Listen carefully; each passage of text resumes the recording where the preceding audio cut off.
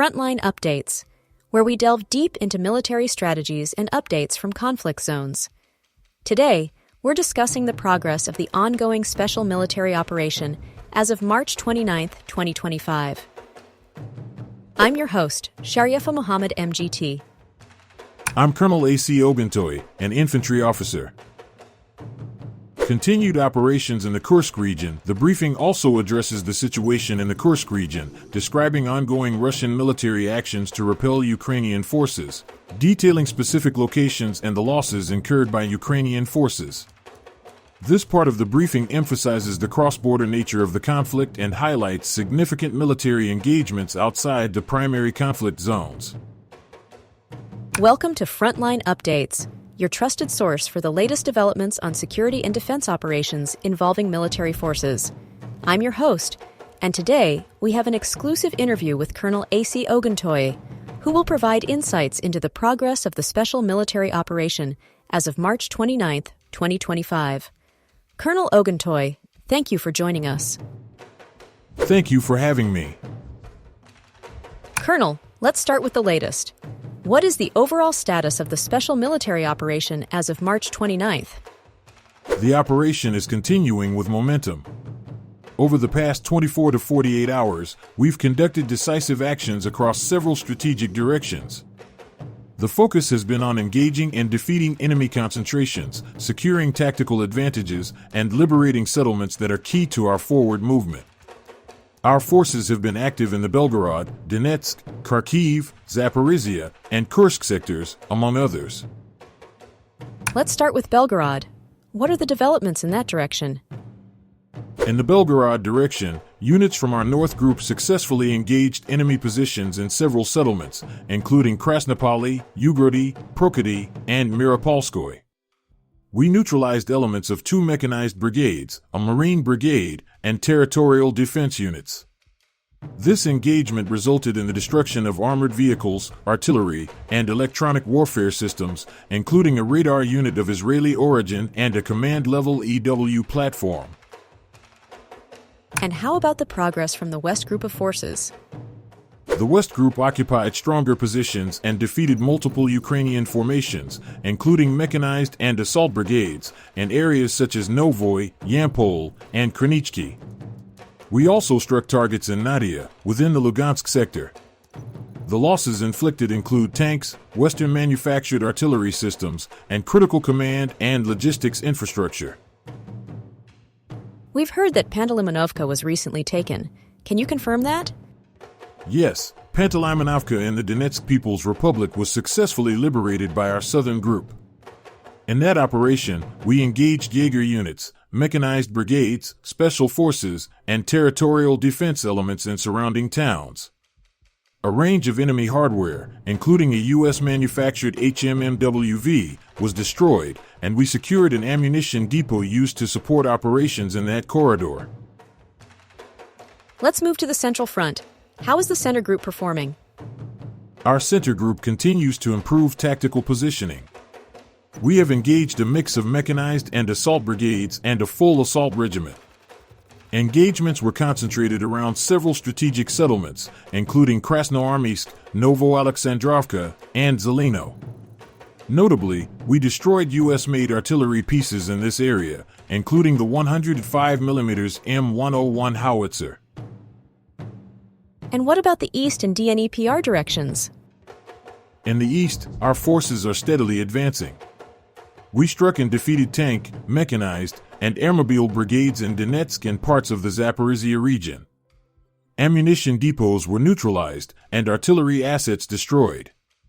In the Dnieper direction, we liberated the village of Sherbaki and struck enemy forces in both Zaporizhia and Kherson. These included mountain assault and territorial defense brigades. We also neutralized electronic warfare capabilities in that axis. Are drone and missile operations still playing a significant role? Yes. Operational tactical aviation, unmanned strike systems, missile troops, and artillery all played critical roles over the last reporting period. We targeted military airfields, UAV assembly and control points, and storage depots in 148 locations. Our air defense systems also successfully intercepted a U.S.-made JDAM bomb, a HIMARS rocket, and over 70 unmanned aerial vehicles. That's extensive. What are the cumulative losses for Ukrainian forces since the start of the operation? As of today, Ukrainian forces have lost more than 660 aircraft, nearly 49,000 drones, over 22,000 tanks and armored vehicles, and more than 23,000 artillery and mortar systems. We've also neutralized thousands of special military vehicles and support platforms used for electronic warfare, logistics, and engineering. Before we wrap, can you provide an update on the situation in the Kursk region? Our forces in the Kursk region continue to repel Ukrainian incursions. We've recently liberated the village of Veselovka in the Sumy region. In addition, our operations targeted and defeated airborne assault brigades, the Presidential Brigade, and territorial defense units in several settlements. The area has seen intense engagement, and our artillery and aviation units have struck concentrations of enemy personnel and equipment across more than 20 towns. Ukrainian losses in this sector over the last 24 hours alone exceed 190 personnel, with equipment losses including infantry fighting vehicles, control nodes for UAVs, and an ammunition depot. With repeated Ukrainian attacks in that region, how is Russia ensuring long-term security along the border? Our strategy includes fortified defensive positions, rapid response units, and enhanced surveillance using UAVs and electronic intelligence. We've established layered defense networks, combining artillery, missile systems, and mobile infantry to counter border incursions. Additionally, our recent operations have disrupted Ukrainian command nodes and logistics hubs near the border, limiting their ability to sustain offensive operations.